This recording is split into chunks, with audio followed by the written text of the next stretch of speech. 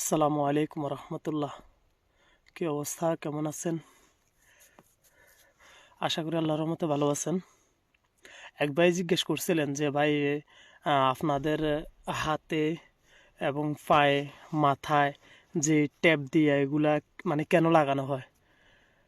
এখন আমি বলি, মনে করেন যে ভাই আমাদের যে সৈন্যরা আছে এদের মনে করেন যে মাথায়, হাতে, মানে মাথার হেলমেটে, হাতে এবং পায়ে মনে করেন যে যে লাল টাইপ কস্টিপগুলা দিয়ে চিহ্ন চিহ্ন দেওয়া হয় আর কি। যে মনে করেন যে আমাদের সতীর্থরা যেন চিনতে পারে, বুঝছেন?